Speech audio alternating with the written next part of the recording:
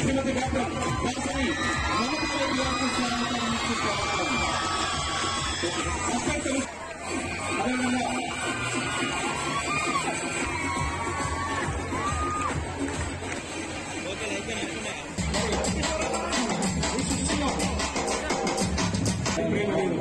అంటే ఒక అమ్మగా ఒక అక్కగా చెల్లగా వాడండి పని తండ్రి భోజనం వేసి తన పని తనకి పోగొడు కానీ పిల్లలను చక్కదిద్ది సవరించే ఎంత మధురమో.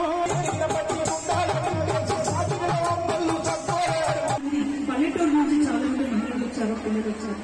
అందరికీ కూడా రామగుండం పోలీస్ కమిషనరేట్ తరఫున నేను చాలా చాలా ధన్యవాదాలు తెలియజేస్తున్నాను.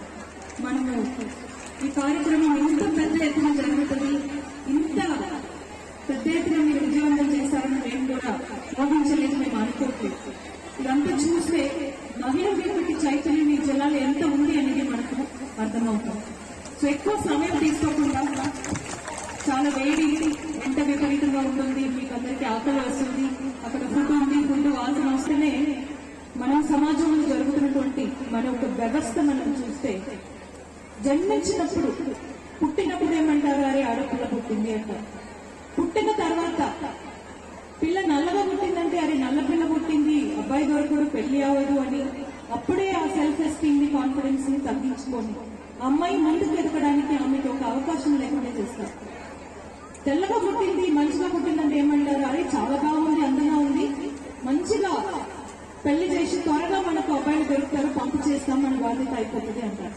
అక్కడ కూడా అమ్మాయికి నువ్వు చదువుకుంటే నీకు ఒక మంచి చైతన్యం ఉంది, మంచి భవిష్యత్తు ఉంది అని అమ్మాయికి చెప్పుకోవడానికి అలాంటి ఒక ఈకో సిస్టమ్ అక్కడ లేదు. స్కూల్లో మనం చదువుకోవడానికి మనకు అవకాశాలు దొరుకుతుంది, కానీ మీరందరికీ కూడా తెలుసు మధ్యలో మనము నివసిస్తున్నటువంటి ఒక సిస్టమ్ అనేది ప్రలోభనాలు చాలా ఉన్నాయి. There is scope for lot of distraction. So కొంతమంది పిల్లలు అవన్నీ కూడా ఎదుర్కొని ఆ ప్రలోభనానికి గురి అవ్వకుండా ఒక సెల్ఫ్ కంట్రోల్ తో పాటు ఒక సెల్ఫ్ ఎస్టీమ్, ఒక గోల్ తో వాళ్ళు ముందుకెళ్తున్నారు, చదువుకుంటున్నారు, మంచి ఉద్యోగాలు సంభవించుకుంటున్నారు. ఒక పోలీస్ అధికారి కాబట్టి నా ఒక జాబ్ లో నేను చూసినటువంటి విషయాలు నేను దృష్టిలో పెట్టుకొని చెప్తున్నాను. పిల్లలందరూ కూడా చదువుకోవడానికి మీకు అవకాశం వచ్చినప్పుడు దాన్ని మీరు సద్వినియోగం చేసుకోవాలి. ఈ రోజు మీ ముందు నిలబడి చాలా గర్వంగా నేను మాట్లాడుతున్నానంటే ఒకటే విషయం నా జీవితంలో నేను చేశాను, చదువుకున్నాను. ఇప్పుడు పుట్టినప్పుడు మనకి ఇలాంటి ఒక మహిళలకి తోడుగా ఉండాలి. ఎంజేపీ స్కూల్ పిల్లలు ప్రదర్శించినటువంటి స్కిట్లు మీరు ఒక విషయం గమనించి ఉంటారు. ఆ ఆడపిల్లని ఎక్కువ వేధించేది అత్తమ్మ. ఎందుకు అనేది మనం ఒక్కసారి గుర్తు చేసుకోవాలి.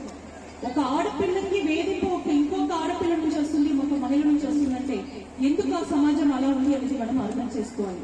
ఆ అత్తమ్మ పెళ్లి అయి ఆ ఇంటికి వచ్చినప్పుడు ఆమెకి ఏ విధంగా ఒక ఎక్స్పీరియన్స్ అక్కడ జరిగిందో అదే ఎక్స్పీరియన్స్ ని ఆమె కోడల మీద చూపిస్తుంది. ఆ చైన్ ని మనం కట్ చేయాలి. We have to stop that vicious cycle. అది మన చేతిగా చూసుకుంటే అది ఒక్కటే చెప్పాలి అనుకుంటున్నాను. చాలా సమయం మీరందరూ కూడా ఓపిక కూర్చుంటున్నారు. Please study well, study hard, get a job, please focus on your life. మీ లైఫ్ మీ చేతిలో ఉంటుంది అనేది ఎప్పుడు మనం మర్చిపోకూడదు. నాకు అవకాశం దొరకలేదు, మరి ప్రభుత్వం నాకు అవకాశం అని మనం ఎప్పుడు కంప్లైంట్ చేస్తూ ముందుకు పోతే మన జీవితం అంతా కూడా నెగటివ్ అయిపోతుంది. మనకు ఉన్నటువంటి అవకాశం ఎంత చిన్నదైనా కూడా దాన్ని గట్టిగా పట్టుకొని ముందుకు ఎదగాల్సినటువంటి బాధ్యత మనకు కూడా ఉంది అనేది పిల్లలందరూ కూడా అర్థం చేసుకోవాలి. If you study hard, there is nothing like it. And I want all of you to make a promise. పెద్దలందరూ ముందే మీరందరూ కూడా ఒక గట్టిగా ప్రామిస్ మాకు ఇవ్వాలి. ఇంతసేపు మీరు ఇక్కడ కూర్చున్నారు, ఇంతసేపు మేము చెప్పినటువంటి మాటలు మీరు అందరూ విన్నారు. మీ తరపున ఒక చిన్న ప్రామిస్ ఉంటే చాలు, that I will use the opportunity to learn to the best of my effort అని మీరు ఒక ప్రామిస్ మీకు చేసుకుని మీరు వెళ్ళిపోతే చాలు.